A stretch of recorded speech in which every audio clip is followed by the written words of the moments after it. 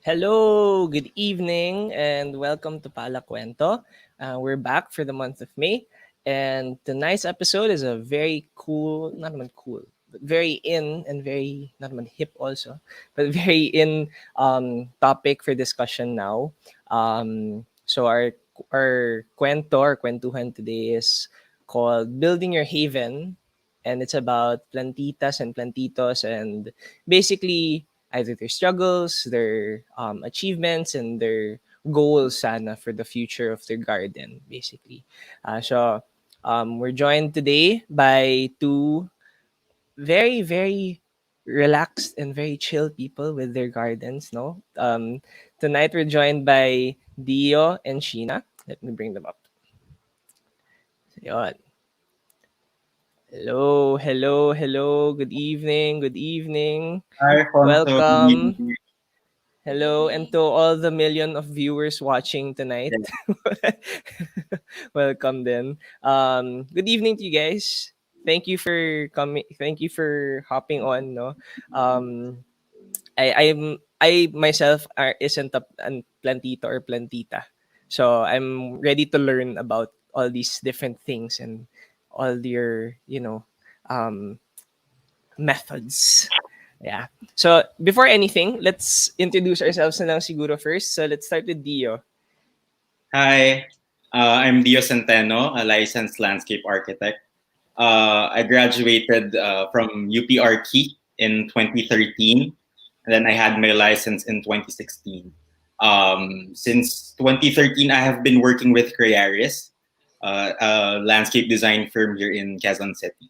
And I've been into taking care of plants, or what you call a plantito, since the pandemic started. Okay. Yeah. How Sheena about you? naman. Hi, Fonso. Hi, everyone. So, thanks for inviting us here. I'm Sheena Baniked. My pronouns are she and her. I'm a certified plant parent and licensed landscape architect. Thank you. Yon, plant parent pala. I think that would be a better ano nga, no? Instead of plantito, plantita, plant parent. Yeah. Okay. Great. Yon. Ikaw naman, Sheena, when did you start collecting or becoming a plant parent? Siguro yung term kasi na collecting, later on pa yun eh.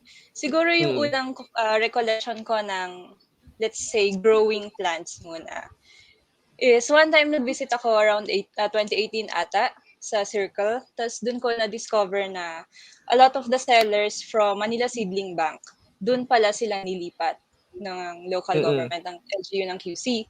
Kasi I think that was, kailan ba yon? Around 2013 or something na maraming stalls or parang plant sellers doon na tinanggalan ng permit ng LGU, and then binigyan sila ng hindi man ng lupa, binigyan sila ng place to transfer dun sa circle. So, dun ko lang nakita na nagta-thrive na sila doon, ang dami na nila doon actually. Tapos parang, okay, na-curious lang ako kasi hindi naman talaga yun yung punta ko doon before eh. So, punta ako circle, tapos nadaanan ko yung mga plant sellers doon, tapos nag-start ako with mga basic lang herbs, like basil, rosemary, thyme, ganon. Tapos until Mm. such time na, okay, saya pala maghalaman pag di sila namamatay. Or pag di ka namamatay ng plants. So parang okay, na-curious din ako, then naging interested din ako. So dun siya basically nag-start for me. Ikaw naman, Dio. Yeah. Ako naman, I came from a family of farmers kasi. Way back in the Okay. province, when I was young, my father, actually until now, would plant vegetables in our backyard. So, legit from fresh from farm to table, yung ulam namin Mm. lagi. Ganun. So, I think kung sinasabi nila na namamana daw yung green thumb, baka namana ko yun sa father ko. So, yun yung parang pinaka-background ko of how to raise or propagate plants. And then when I got here in the city, when I got into college, wala na akong place to raise my plants Mm. until the pandemic happened when everyone is locked in everyone is in lockdown, diba? So I realized, napaisip ako, paano kung mawalan kami ng supply? Paano kapag maubusan kami ng pagkain, ganyan. So from the place where I live here in QC, meron kasing mga ano dun mga halaman na. And then I took off the dying plants already. And then I started with an ampalaya. I can still remember.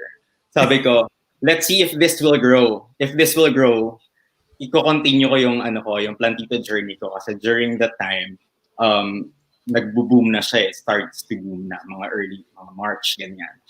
So and then natuwa ako na nabuhay ko yung ampalaya. I was able to harvest from it.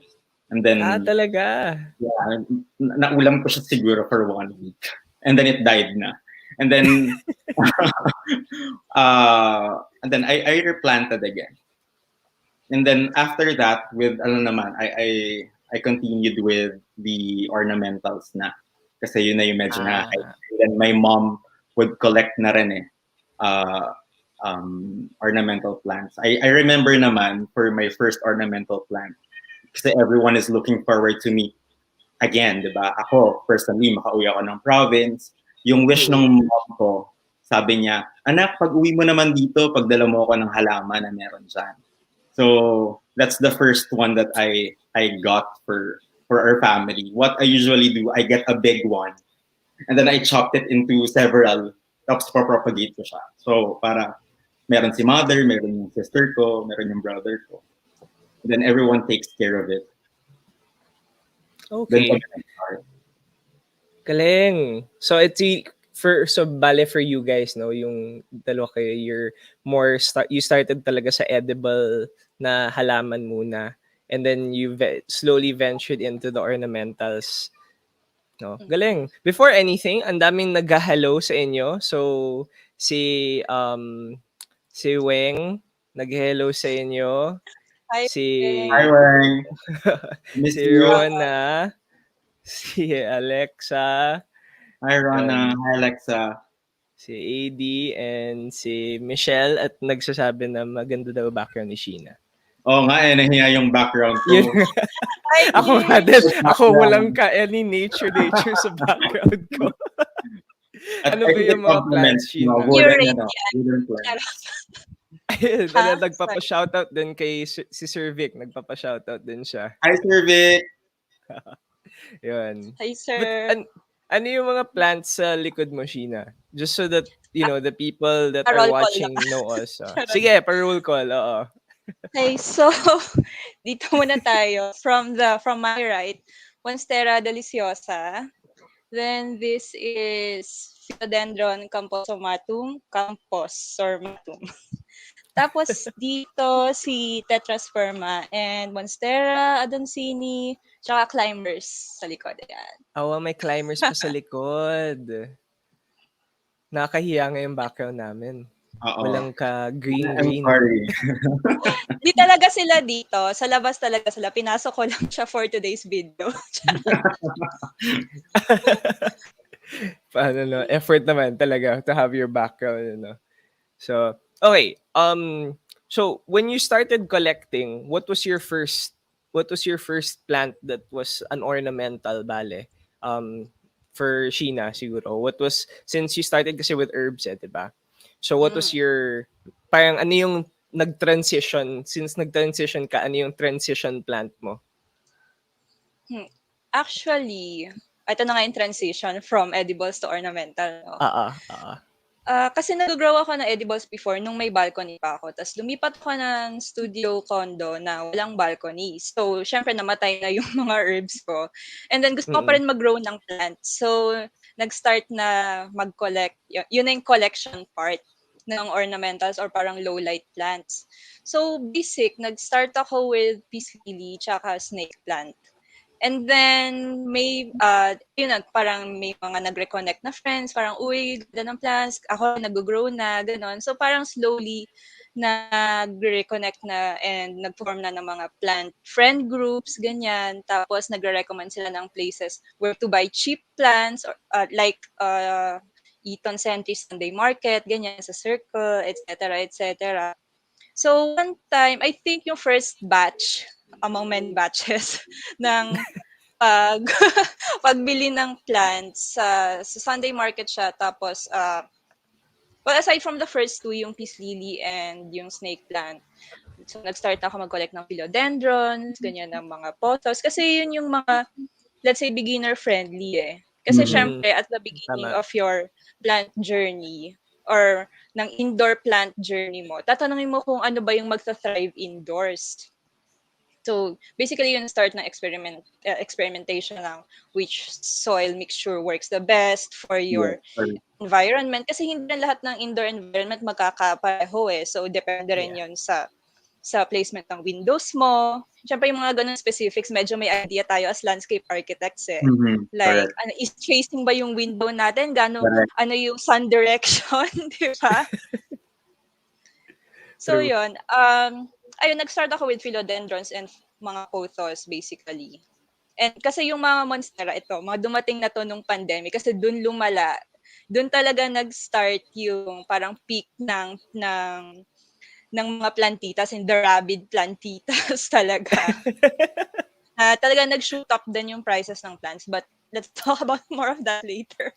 Yeah, sige. Later na, oo. Pero nung when you started out, that was around 2019, 2018 or May parang phases siya eh. So, around 2018 okay. was the start of edible planting, herb gardens, mga ganon. Like, nag-grow ako ng mga arugula or parang gumagawa ako ng sarili kong pesto from the basil or parang salads from my own Ah. arugulas, lettuces, ganyan.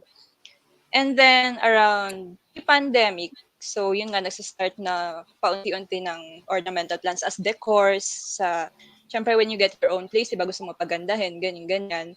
And then Mm. siguro during the pandemic, dun na talaga yung parang obsessive collection of plants eh. Ibang level na yun eh. Hindi na siya pang decor lang eh. It's like building your own parang natural environment inside your Oo. home eh. Or parang, di ba, gusto mo parang napapaligiran ka talaga ng forest. True. Okay. Ikaw naman, Dio, ano yung transition plant mo? You started kasi with an ampalaya. So, Mm. after that, ano na yung naging plants mo? Marami akong trinay eh. After the ampalaya, yeah, I focus muna sa mga vegetables. And then after that, the first two are peace lily and peacock plant. I bought a big plant and then I divided it in their roots and then kumbaga I propagated them.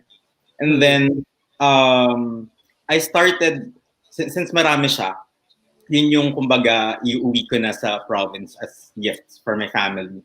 Pero I realized, what if I placed it differently in different places of the house? So for example, one I put inside my room, near a window. One is outside of our open garage. I left it there.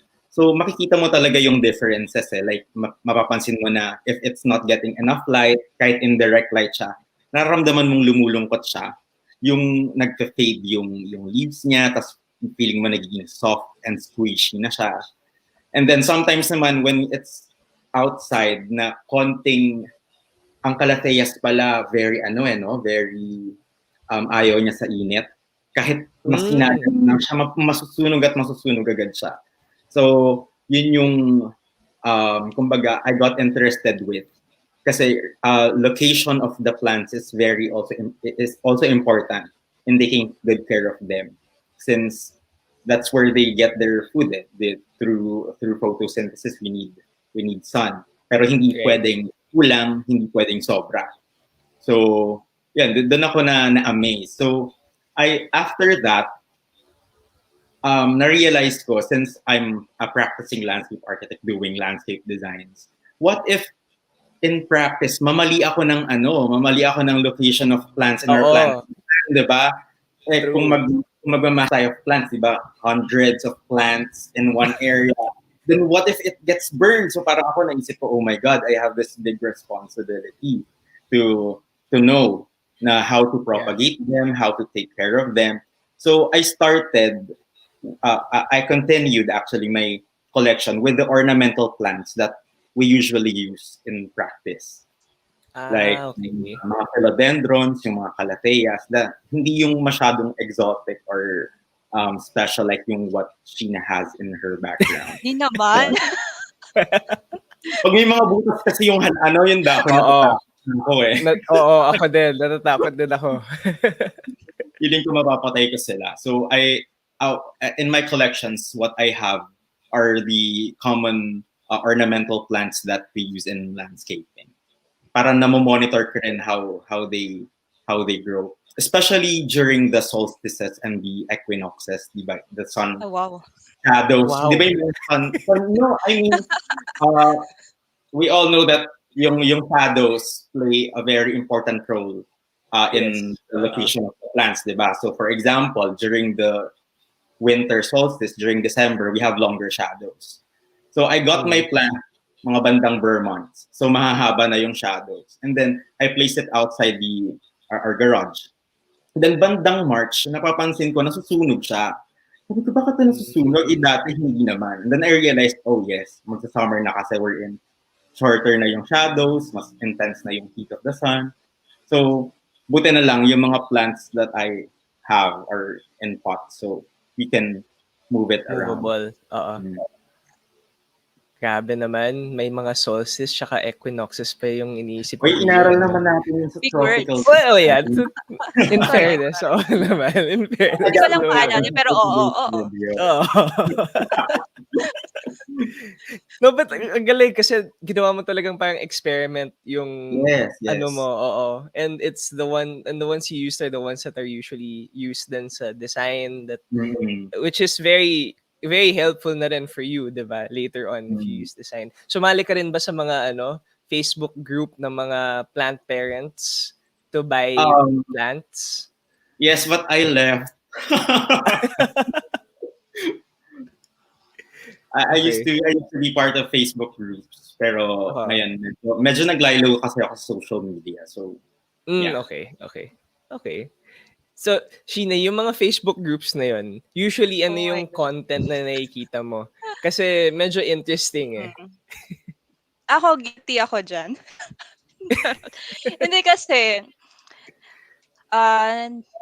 nag-sell din ako ng propagations before. Propagations and accessories. Okay. Actually, nag-start ako ng small business before selling plant poles. Pero, defunct na rin siya kasi medyo matrabaho din. Pero, yun din yung nag-sustain basically nung vision. Then, ang charot ng collection.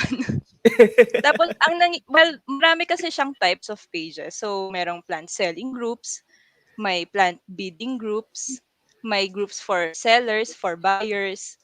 So, may rare find na groups, ganon. So maraming Facebook group talaga yung sinalihan mo? Basically, trading, selling, buying groups. Sobrang dami. Yeah.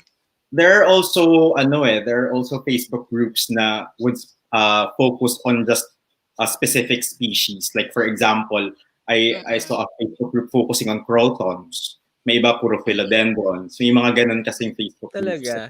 Sansevieras, madami. As in, may mga niche groups kasi talaga sila eh. Those na nagko-collect ng mga cactuses, ganyan. Those na nagko-collect ng mga rare specimens talaga, mga holy grails. Very niche interest groups din talaga. So may broad and specific groups din talaga for Facebook. Sobrang dami. So malaki din yung mga yung grupo nyo sa like say have you met up with any of your collector friends or the ones that you met online tapos nagdadala kayo ng mga halaman tapos nag-aano kayo parang plant party, parang ganon? Kami sa province. Sige, Dio na lang muna. Sa province kasi sa Bulacan, hindi uso yung bumibili. Ang ginagawa pala nila, they swap their plants. So for example, may titas would go to our place. Tapos may dala na siyang halaman. Tapos titingin na siya dun sa collection ng nanay ko ng mga halaman na pwede nilang arborin. Or mag-swap sila. So kumbaga, kung makikita mo, very varied yung plant selections na meron dun sa bahay namin because of the swapping, kumbaga, method ba? Barter trade, parang gano'n. Barter trade, yeah. Okay. Ikaw naman, Sheena. Pero buti na mention ni Dio yung swapping kasi dyan talaga dumami yung halaman ko. Kasi for example, meron kang cutting ng isang isang rare plant kasi lahat naman rare apparently. Mm-mm. Tapos may Ganun magpo-post ba? sa for swap, ganyan. Tapos ito yung mga requirements ko. So, medyo dun talaga naging varied, mas varied yung halaman ko. Kasi hindi naman din lahat yan binili eh. Yung iba talaga, marami karamihan swapping. Not just with friends, but with parang Facebook groups. Pero with friends, minsan, nag-reconnect din kasi ako with a lot of friends because of plants. As in, lalo Mm. during the pandemic, di ba? Tapos Mm. minsan we would go on plant trips or plant hunts. Actually Talaga. one time with L. Arc Michelle, pumunta pa kami Si nung Michelle. nag-abang pa kami nag-abang pa kami ng parang bagsakan ng Monstera from Baguio. Wow. As in yung Talaga. mga tapos minsan kami din ni Michelle minsan magso-swap din kami ng plants, ganyan. In person or papadala namin sa isa't isa, gano'n. Okay, so nagkakaroon nga na parang ng plant party, no? Yeah, Mm. many ways to grow your collection. That's true. I totally forgot na you could just do cuttings tapos biglang, oh, to, you can, Mm. swap na lang. I want Mm. this. Ganon. Are you in a hunt? Are you in a hunt for a specific plant, Gina, ngayon? Sa ngayon, na? Ako, to be honest, nag-stop na ako mag-hunt. Kasi parang Okay.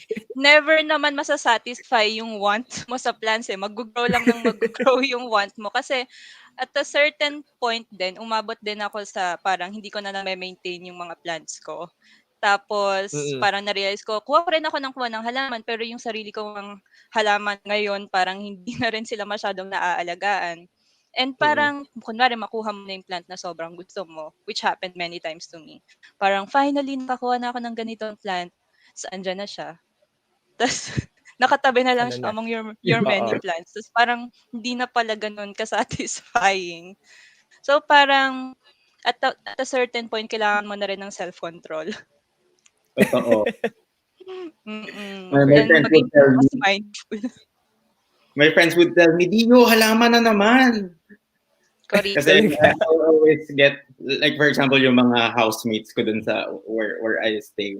If whenever I get a new plant, for example, nadaan ako ng circle, lagi akong, di pwedeng wala akong dalang kahit isang plant. Ano ba yun? Halaman na naman, wala ka ng pwesto. So, ang naging rule ko, kapag when a plant grows na malaki na, Mm. tinitrim ko siya and then I give it to my friends. So, they can have the Okay. plant also. Para ma-empty ko yung ibang space ko for Oo. my Oo. new plants. That's what I do. Para may Ganun lang pwesto lang. yun. Para Tama, tama, tama. yung alibi for me to buy a new one. A reason, like, naghanap talaga ng rason para bumili ng Oo. halaman eh, no? Okay. So parati kang dumadaan ng circle para bumili? Hindi Until naman, now siguro or mga once a month maybe. once a month? Until now ba yan or Yeah, yeah. or before pa? Until now pa rin? Until now. Wow. Pero Okay. sometimes, kinokontrol ko na yung sarili ko para hindi na ako bumili. Inisip Tama. ko na lang, okay, Parang, wala kang place. window shopping lang. Window shopping na lang. Which makes me ask, no? Other than, kasi both of you talked about you circle and buying the plants there. Other than there and maybe your swaps, where else would you guys buy plants? Sheena, sorry. So yeah, Sheena, where else would Ngayon you buy kasi, plants? buying plants ngayon sobrang accessible na niya eh. Meron sa lahat Mm. ng social media, like madali lang Yes. makahanap ng plant sellers. Pero syempre ikaw, as a buyer, maghahanap ka rin ng mga suki mo na mga plant sellers eh. Kasi it's either mahanap mo yung pinakamurang plant seller or yung may para nagre-restock ng mga, let's say, gusto mong plants, ganyan. So parang i-curate mo rin sila eh. Pero ayun Mm. nga, at least parang siyempre uso na rin yung paglalala move. So hindi ako personally hindi na ako nagvi-visit ng mga nurseries. Tsaka I think example nagpunta kami ng friends ko sa isang sikat na nursery sa Laguna before. Anong pangalan ng nursery niya yun? R and something, R&R. Parang ganun. And Arids and Aroids, sa pang Arids and sikat na plant arids. nurse. Sikat yun, di ba? Kay, what's the name of the influencer? Anyway. Basta, tapos, Parang hindi na rin ako nagfe-frequent ng mga gano'ng shops kasi sobrang mahal na ng plants nila. Like Mm-mm. they set Right, kasi right. medyo hunch ko din 'to kasi they set the market value of plants when it's not supposed to Mm, be that high. Kasi for example, ang Monstera albo, the variegated version ng Monstera deliciosa, uh, nag-shoot up siya at one point ng 50,000. Kasi grabe. yun ang sineset na trend eh. A lot of plants na hindi naman gano'n ka-rare find before, sobrang nag-shoot up yung prices nila. So, pero like, for example, at this point, medyo nag-die down na yung hype. Medyo back to regular programming na yung prices nila. Mm-mm. If only Mm, a lot of plantitas waited then. Kasi, yeah. syempre, to keep up with the demand, yung ibang plant sellers nag-i-import from ibang bansa pa just to keep up with the Mm-mm. demand. So, mahal talaga plus with the shipping fees, gano'n. So, in short, ako, abang-abang na lang online. Okay. Okay ba siya? Like if you say may nahanap kang plant online tapos pinapalala-move mo lang siya, okay naman siya sa Lalamove or may specifics ka ba during delivery or kailangan kotse or something? Ah, hindi naman, kaya naman ng motor usually. Kaya naman Sasabihin mo ng Mm-mm. lang motor. na handle with care. Tsaka yung mga sellers naman sanay na rin sa ganyan eh, sa pag-ship Yes. out ng plants. Mm. Yeah, during the pandemic when I'm getting yung nung hindi pa ako nakakapunta ng circle because of the pandemic, umorder ako online. Mostly sa Mm, Instagram ko nakikita yung mga nagtitinda. And mm, then they know how to wrap it eh. They know how to take care. They do it in boxes, tapos may mga fillers para hindi nagmo-move yung pot.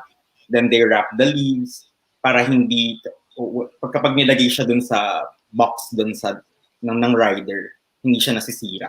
And it comes out okay naman. Mukhang sanay naman silang Mm. mag-deliver ng mga plants. And at one point nga, it's in may mga nag-order from Davao, Mm. shini-ship out via LBC to Yes. Manila. As in talaga? gano'n, Mm. Grabe. Nakagawa ka naman gano'n? Ako nagsala ako ng plans at one point, 'di ba? Nagshi-ship out naman ako Yes. locally. Tapos parang ni-wrap ko naman ng maayos. Yun nga, lagyan mo ng fillers, lagyan mo sa malaking box, et cetera, et cetera. Mm. When because talked about selling plants, have you ever okay naman yung pagbenta naman ng halaman mo? Like, is there something special to what you offered when you sell your plants? Like, say, a special soil mix or like a nice pot para at least medyo makakabenta ka pa ng mas marami? Or Ah, do you make your own soil mix then? well, oo, kasi especially nung sa loob ako ng condo nagpa-plant, hindi pwede ng loam soil eh, kasi amoy lupa, tsaka maputik pag nagdidilig ka. So Didilig. yung Nagdidilig, parang oo. special mix, oo, mas aerated na mix like perlite, like cocoa, what you call that? Cocoa Coco dust peat. and cocoa peat, cocoa, lahat ng cocoa Coco para chip. Coco husk. mm. Oo, kasi 'pag nagdidilig ka rin indoors, kailangan hindi nasa-stagnant yung water sa loob, kailangan nade-drain siya ng maayos. Anyway, Correct. ano ba ng sinabi ko? So, yeah, with soil mix 'pag nagbebenta ako, yung soil mix ko din siyempre kasi I would vouch for that plant, eh. Mm. Mm, Mm. oo.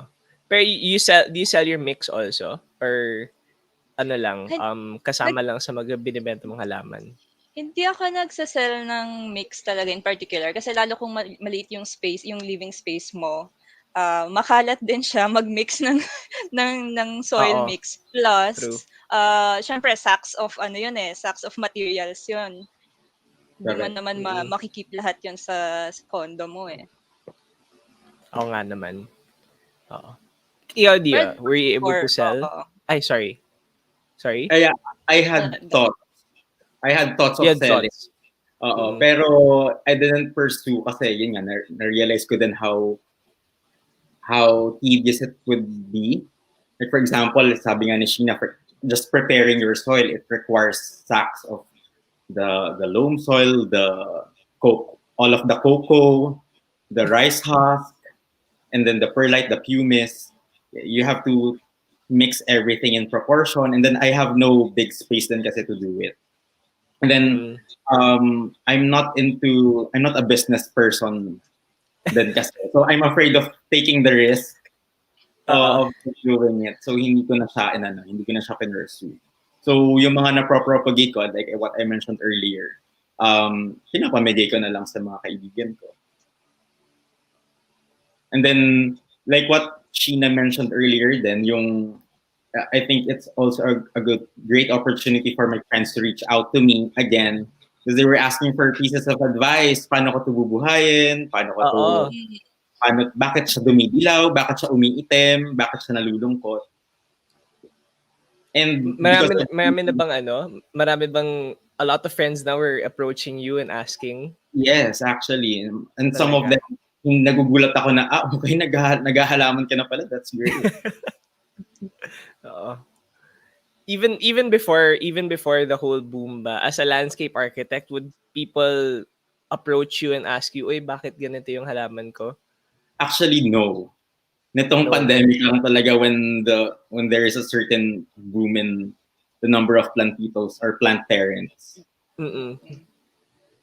Ikaw Kasi ba, Sheena? normally din, I think normally din yung mga OG plantitas talaga, magagaling talaga silang maghalaman. So like di na nila Mm. kailangan ng advice from landscape Mm, architects. It's just that maraming ang Gen Z or millennials ngayon na nagsa-start correct.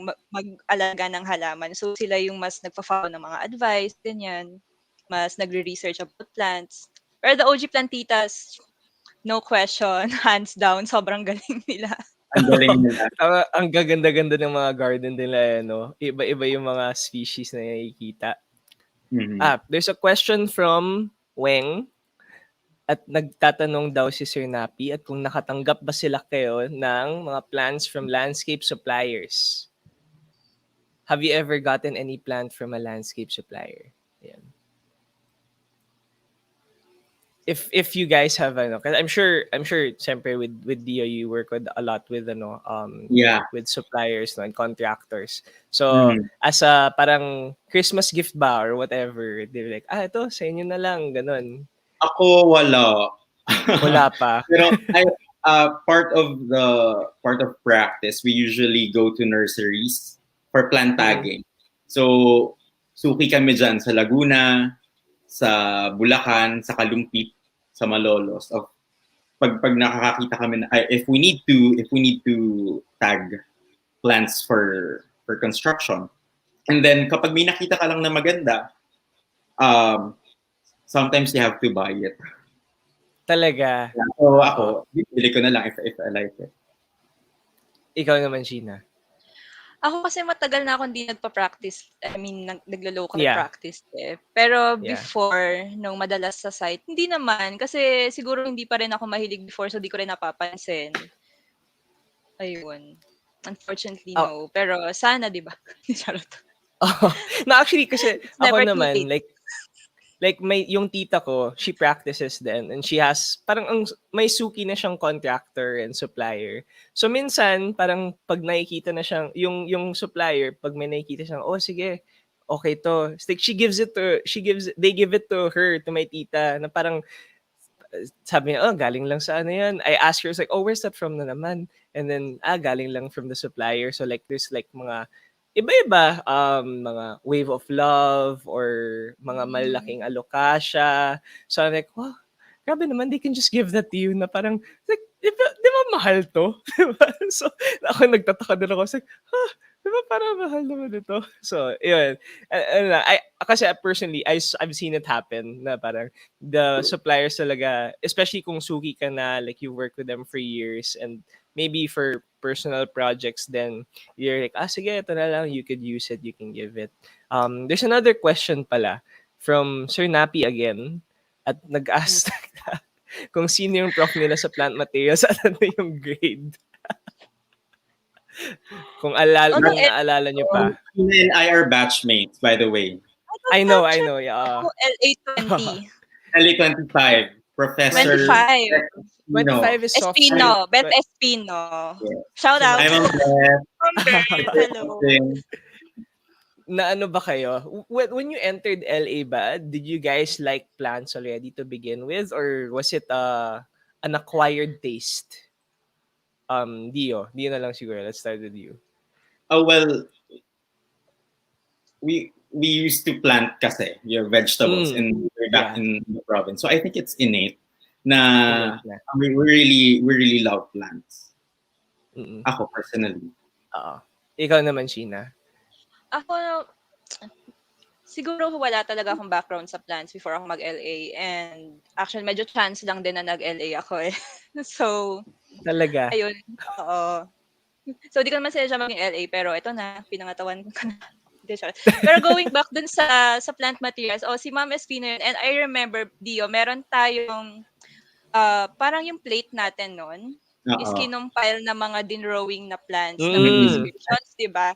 Tapos looking Oo. back, parang sobrang helpful pala nun to get to know the plants. Kasi isusulat Yes. mo yung growth characteristics nila, yung Correct. habitat nila, Correct. di ba? Tapos ido-drawing mo pa sila. So, True. makikilala mo talaga yung plants. Very helpful Yeah. siya. Oo. Well, we did it naman. 2 years later naman, naabutan naman ko kayo eh in college eh. So 2 years later, it's like, okay. Ganun pa rin. Sa akin naman si Sir Gozon naman yung prof. So, Mm. syempre siya, mas tutok din. Dapat ganito yung pag-draw and everything, no? Kasi ano siya. Siya din yung isang OG na isang plantito. Correct. Oo. Na, di ba? Oo. Mhm. Grabe din yung I collection follow niya. his blog before. Oo, may blog pa siya. Talaga. Yeah, he has it. As in, Blog pa nun, di anong ba? vlog? Oo, vlog Oo. pa nun. And what was his vlog about? Yung mga Mostly about native trees eh. Mm-mm. native trees. Grabe nga eh. Like, ako, is it hard to find native species? Is there a particular native species that you guys want in your collection? Or so a favorite native species that you like, Sheena? Ito kasi Siguro yung you can tricky. start your collection. Medyo tricky kasi siya kasi actually personally, di ko ma-distinguish na yung native sa introduced species eh. Kasi Yeah. halos lahat ng binebenta sa nurseries, hybrids and cultivars na siya or nursery Yeah. grown na siya.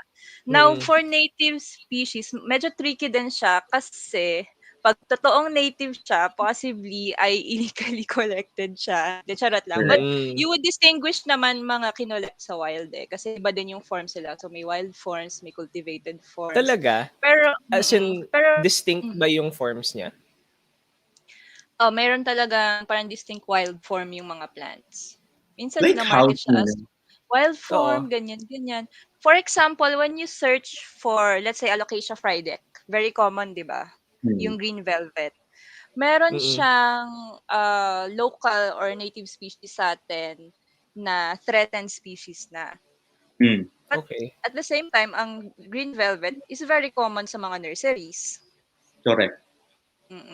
Pero madi-distinguish mo talaga yung forms niya eh. So, wag tayo dun sa mga illegally collected. Pero, going back to the question, Mm. native species, I used to have, di ko sure kung native siya, pero ang tawag sa kanya, Epiprenum Cebu Blue.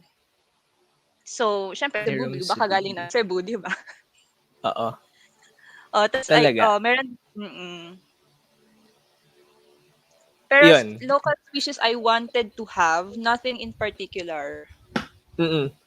None in particular. Ako din, nothing in particular. Kasi, like Sheena mentioned, ang hirap mo na ma-distinguish what is native or non-native. Kasi most of them are introduced na rin talaga eh. Pero, in Right. terms of maybe in the future, if I'll be collecting more of the plants, it would still be the ones na ornamentals that we use in practice. Maybe yun yung future collection ko or future addition to the collection. Mas leaning ka talaga sa mga that's used in practice. Yeah. Is there any particular reason why? Kasi I'm seeing myself doing it for the next few years. So I think okay. being familiar with all of these plants and how it grows and how it thrives, I think it's very important learning or experience that we need as landscape architects also. Okay. I forgot to ask. I usually ask this at the start, but ano yung favorite plant mo? Dio. do you have a particularly favorite plant? Doesn't have to be native, doesn't have to be local or whatever, no. So specific plant lang na you either discovered either in practice or nakita mo lang. So, yan. In my collection, my favorite would be the Stromante Trio Star. The green and the white and the pink leaves. Kasi Mm. ang ganda, ang ganda lang niya. And it's very, how will I say it? Interesting. Kasi as we all know, calatheas, when at night, the leaves, nagko-close siya. So when Mm. it's closed at night, you will see the pink streaks of the leaves behind. Ang ganda niya tingnan eh. So yun yung one favorite plant in my collection. In practice naman, my favorite is Calathea lutea. And then Because when you do it in massing, it's very beautiful. I agree. I agree. Like background planting, you have the tall ones at the back, and you have the lower the smaller ones like the Selum or the Sanadu at the bottom. Very tropical feel. I love it. So yan yung parati mong sinespecify sa mga projects mo, I'm sure. Kapag may shade. Kapag may shade, oo. Yes. Kasi Kapag na post, ano din siya. no, I don't specify it when it receives sun kasi nasusunog yung leaves. Kasi ang laki niya, 'di ba? Yeah. Mm-mm. Oh, that's true. So Calathea lutea and yung Trio Diamante. Star. Mm-mm. Ikaw, Ikaw Sheena. naman, Sheena. Oh. Siguro favorite species. Sige. So, yung isang Yeah. favorite species ko, alocasias. Kasi sobrang varied ng texture niya. Sobrang iba siya per plant. Iba yung, meron siyang shiny or velvety textures and iba-iba yung shapes niya. Mm-mm. At one point, nilista ko, I think I already owned like 8 species of alocasia. Wow. However, isa na lang yung buhay. Kasi, Hala. apparently, alocasias go into hibernation. Hindi ko pala yun alam before. So, kapag Talaga. namamatay siya sa pot, tinatapon ko na. Ayun pala, natitira yung Buhay bulb ba siya? and mabubuhay ulit siya after one season. Mm-hmm. So, yun, parang eventually Talaga. nalak siya. Parang, sayang naman, ganyan-ganyan. Pero ayun, and then siguro, another favorite species, Monstera talaga. Kasi Monstera ito matatagal na sa akin. And sobrang dali ng maintenance nila and sobrang hardy nila na plant. Sobrang tibay nila. Kailang lipat bahay na ako, ayun pa rin sila. Like, minsan mukha na sila mamamatay, akala ko mamamatay na talaga, tapos mare-revive sila. Pero ayun pa rin Oo. sila. Tapos in practice, ito nga, hindi na rin ako masyado kasi nag-local practice. Pero Okay lang. It could be sa local pagkakaalala or ko, foreign naman. Okay lang naman.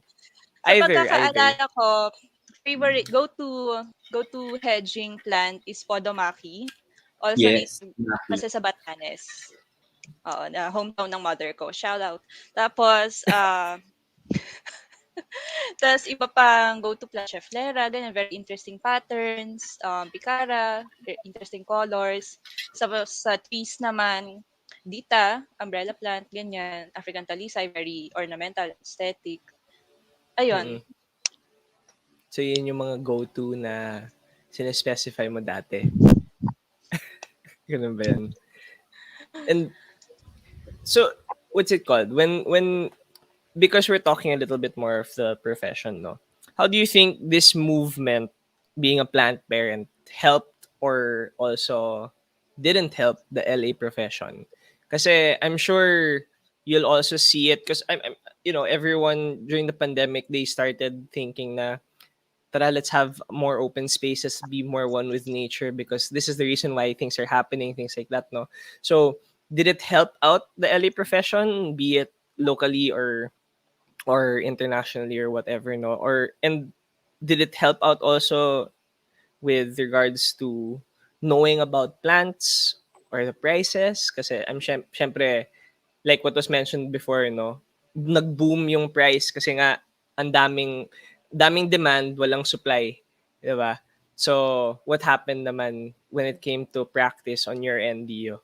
I Did think it help out? I think in terms of how it helps our profession, I think it's good to know that people um, knows the value of landscape in our homes. Because during the pandemic, we're all locked in our homes, and then nababagot na tayo, and then it's a good sign that people um, want to make their homes more livelier through plants. And it's Mm, a good start, of course. Siyempre, yung on their own, they will collect their plants and then decorate their gardens or their interior spaces with plants. And then some of the friends I know who does design and build practice during the pandemic, nag-boom din siya. Like yeah. even small gardens, nagpapagawa yung mga tao.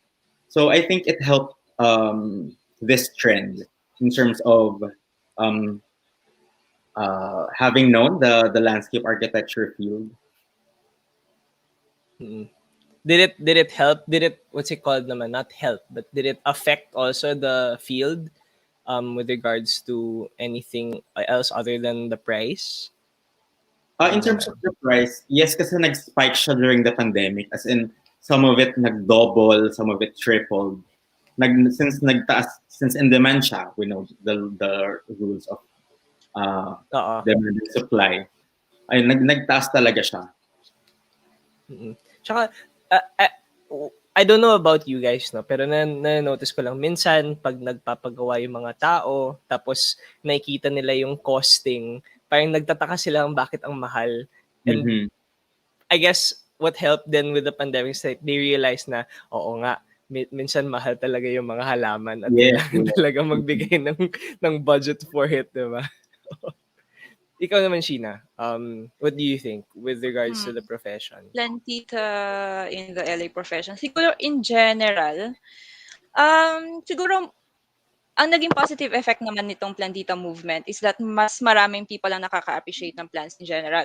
Kasi lahat parang marami sa kanila gusto ng parang piece of nature in their homes kasi Yes. medyo stuck na tayo sa mga bahay natin. Di ba pansin nyo, with the rise of Mm-mm. homebodies then alongside homebodies talaga, more on the architecture, marami na ring taong parang gusto nila ng better outdoor experience. So medyo Right. nagsi-spill over yung homebodies effect into our practice. But at the same time, with the rise of yung plant sellers, etc., getting a larger client base, medyo may dumadami rin yung competitors natin sa practice eh. Kasi a lot of these plant suppliers, uh, nag-o-offer na rin sila ng landscape services. Ano di ako Yes, ma-mention that's sa mga correct. Totoo, totoo. pansuti ko. Pero, pero ayun nga, so medyo, pansin ko lang, yung iba sa kanila nag-offer na ng landscape services, supply and build-ish. Supply Build. and install. Oo. Oh. Oo.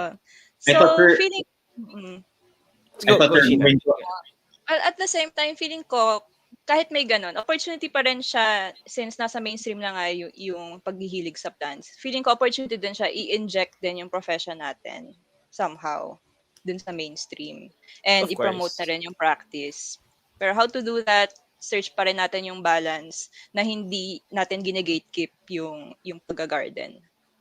True. I think that's the important part na yung gatekeeping, no? Dio, sorry, you're about to say something. I thought we're going to ask also kung ano naman yung naging negative effect to the profession. Well, So, yeah, I oo. think Negative din, oo. Tina is also correct na marami kasing landscape gardeners or landscape suppliers na they do it na supply and install even though they're not landscape architects. And what they do is they design the gardens of those people na Si Dio ba yung nawala? I think I si think Dio na yan. so. Oo. Mm, Okay. Sige. Let's wait na lang for Dio's connection to get back. Pero, mm. marami ka bang... Sige, maybe let's move forward. Wait, I let's got go. No. disconnected mo. Ayun na siya. Yes, you Ayun. did. Ayun. Hello, Dio. I'm so sorry. Okay lang. Sorry. Anyway, going back. Hmm. Nakalimutan ko yung huli kong sinabi. Sorry. Sinabi mo about sila na yung nagsusupply at nag-install. Mm-mm. Yeah, pero it always boils down to people now see the value of landscape in their homes. It's just so sad na hindi tayo yung gumagawa for them. True, Mm-mm. true. How can we set ourselves apart though, if ever ganun? Na may competition nga tayo with regards to landscape suppliers and parang landscapers. How can the LA profession set itself apart from them? I If think we if Gatekeeping you're asked, portion. Charot. need to be more. hindi naman to Hindi, gatekeeping joke lang. Hindi, portion. hindi, hindi. Sige, Dio, sorry. I think we need to be more visible then siguro, especially in social media. Kasi that's one way of communicating to people nandito na, gamitin na natin yung social media. I think that's one way na we need to be seen. We need to be, we need to be seen by these people that we exist, that there are actually landscape architects who can do these things, who studied the arts and science of designing these gardens or these open spaces. Mm-mm. Ganon. Ikaw naman, Mhm. Sheena, what do you think? Or I do you have think kasi anything to add? what really sets us apart sa mga landscapers is that syempre pag landscape supply and install, it's just the planting, gardening, and let's say konting walkway part, ganun. Pero tayo as design professionals, syempre we cater to the needs of our clients. So, parang syempre we get to know kung ano yung how do they move or paano yung behavior nila sa outdoor spaces, ganyan, paano nila gagamitin yung place. Correct. So, I think yun yung hindi natatap ng garden suppliers. And we would parang educate a lot of people more na ito ang ino-offer nating services or how their gardens or outdoor spaces could be an investment for them in the long run. Mga ganon. That's true, no? I think nowadays people really see the investment that is a garden. Kasi siguro dati parang sige may open space tayo, sige magpatanim na lang tayo. But now parang people really feel that kailangan may space talaga tayo outside because we can't just be locked in forever, you know. Mhm. Nung pandemic ba, I know we talked about this before, but nung pandemic ba, nahirapan ba talaga kayo na hindi ka pwedeng lumabas? So, like, the plants talaga were the ones that parang became your whole outdoors. Ganun ba yun, Sheena? I think matinding coping mechanism mechanism talaga siya. Kasi Oo. for one whole year, sobrang nakalock tayo sa mga bahay natin. Di man lang tayo makalabas sa mga parks. May mga Mhm. parks na sinara talaga nila. Alam mo yon, Yeah. parang wala tayong public access to these outdoor spaces. So, gumawa tayo ng sarili natin. And parang may study din, di ko alam kung accurate, so don't quote me on this. Na when you touch soil or parang plants, parang it helps ease depression or anxiety. Kasi Yes, that's parang correct. human nature natin na connected sa nature To Parang ganun. Right. nature. Yes. Biophilia. Ah, Mm-mm. yan may term. Oh, yung May term term. pala. Oh. Yes. That's a term. Biophilia. Okay. So, it became your coping mechanism then Mm-mm. since, yeah. Ikaw naman, Dio, was it the same also for you? Yes, kasi nakakatuwa na there's a different set of living things living with you But it's not just people who make na hindi ka na kumbaga it's not just people na nakikipag-socialize ka. It's also you're also socializing with these plants na getting to know more of them, how they thrive, how they live, what they need, and Tama. diba, that's very important also to protect our mental health during the pandemic. Question, you said you stay in the house with other people, no? Na-influence mo ba silang maghalaman din? Yes, actually, Okay. they created their small garden. They planted lettuce. Mm. Gusto nila magsamgyupsal. And then when they raised first set of lettuce, ayaw na nila. Magtrabaho daw. So, okay, they ended up nandun lang yung mga pots nila, matigas na yung mga lupa. Pero at least for a while, na-influence mo din sila magpalaki ng halaman, Kami di ba? nag-garden doon every morning. Talaga? So may Yeah. routine din kayo sa umaga? Oo. That's nice, oo. That's good kasi, parang yun nga, you as the landscape architect, that's the one that started the collection. I had a feeling, okay, baka naman yung mga iba diyan, baka kasi they complain, 'di ba? Like, ano naman yan, Mm, halaman na naman. Tapos pero sa mm. totoo lang like, uy, parang okay yan, Sige. Oo. Okay. Yeah, I think it became a very big coping mechanism, especially for people who don't really have such a large space Mhm. na they can just walk around or 'di ba? So, yun. As ano, maybe we could just so that people know also what you guys are still looking forward to. What are you so what are you looking forward to with regards to your collection? I know, Sheena, you said that you kind of laid low na rin with regards to buying and swapping and everything, but is there something that you really want to achieve with your collection parang Mhm. right now? Actually, Yan. oo. Kasi actually, nakalipat na ako ng place na hindi condo, na parang actual proper house na may konting outdoor space, eh. So, Mhm. ang tinitignan ko talaga ngayon, actually nag-start na ako mag-plant ng calamansi and ng sile, ganyan. Nag-start ulit ako mag-edible, so nag-full circle na yung plant journey ko. Pero this time, parang mas gusto ko mag-start talaga mag-grow ng sariling food, gano'n. Pero plants pa lang kasi, ayun na nga, medyo na-busy din. So, parang Yeah. dedicate ka talaga ng time dun, eh. Time and effort talaga siya. So, medyo hindi pa ako talaga nag-leap dun sa homesteading. Semi-homesteading part. Kasi iba naman yung ikaw talaga yung mag-grow ng lahat ng food mo, eh. Pero something like that. Okay. So, parang for you, it's more of being able to be a little bit more sufficient and still sustainable Mm-mm. when it comes to your, Yeah, growing your ikaw own naman, food. Dio. I'm trying to have a balance of both the function and the beauty of having ornamental or plants in general. Quick share lang. My family just relocated in another town in Bulacan kasi. So we have Mhm. this large front yard, side yard, and backyard. So our front yard and side yard where people see it, pinuno ko ng ornamental plants.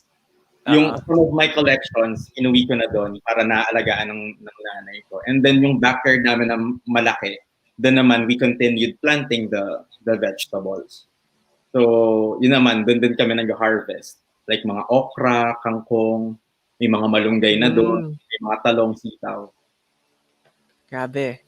So ano talaga, yeah, so yours is more of just parang a marriage Yeah, between the of the two. function and aesthetically, Yes. Pero in with regards to your own personal collection in your place now, is there anything that you want to achieve with that space, or you're happy right now as it is? Well, I think the desire to upgrade is constant naman yan na nagbabago eh. So, ako ang long-term plan ko kasi is to finally relocate na where I can settle on my own. And Mhm. then once, if ever, I want to have a garden where I can plant all of these collections. Oo. Happy sila all together. Oo, para hindi na sila nakapaso. Hmm. Sige. That's Okay. one thing I'm Um, looking forward to in the future. near future ba or far future or Mid future. mid future? Okay. Okay. Okay. So, I took a lot of your time already. I think Dio, I think, is still in the office if I'm Yeah. not mistaken. So medyo late na siyang uuwi. So I don't want to, keep this going on further. If you guys, maybe the last one, parting words to our viewers. Maybe what they can do if they want to start becoming a plant parent. Um, Parang what's the first step that they could do to start it, even if we're medyo late na in the trend, no? But I'm sure people still want to be like ako personally, I'm not a plant parent. I don't know if I have a green thumb or not because I'm scared to try kasi ayokong mamatayan ng halaman. No, don't be. So yun, like just people like me who want to maybe start it, what advice could you say to help them lang, Dio? I think, yeah, number one, don't be scared. Take the risk. I think I learned that wala talagang green thumb. It's just a matter of knowing kung paano mabubuhay yung halaman with the right Mm. combination of soil, water, and sun. Makabuhay ka talaga ng halaman. And like Sheena said kanina, you can start with the ones that are easier to maintain. Uh, na para makapag-practice ka muna. And then later on, you can progress by choosing different species naman para matry nila kung ano how different, how those other species would thrive also. Mm. And just enjoy the process. Oo, oo. Ikaw naman, Sheena. Do you have any advice? Ako, advice ko sa mga new plantitas, una-una, start small. So, wag agad bibili ng mga rare or exotic finds Yes. kasi most likely mahirap sila alagaan lalo pag di ka pa sanay. Number two, support small plant sellers. Huwag na tayo dun sa mga IG sellers. Charot. Support natin yung mga local businesses natin sa Maria. circle, ganyan. Oo. Mhm. And then, don't buy poached plants. Correct. Be Mhm. Correct. responsible. Never, never. Makakahulaw tayo ng DENR niyan. Correct. Tapos, self-control, it's not a competition. Ah, 'di ba? Ang True. only person naman na isa-satisfy mo is yourself. Correct. Not other people. Totoo yan. Correct. Totoo yan. Okay. Thank you. Thank you. Kasi syempre ako naman, I'm in the LA profession but I don't plant my own plants. I like looking at them and grouping them together pero nahihirapan ako when it comes to. So maybe I'll try in the upcoming weeks. I'll tell you, I'll let you know if may problema ako with regards to Yeah, if my you have plants, no? questions, message Mm. us.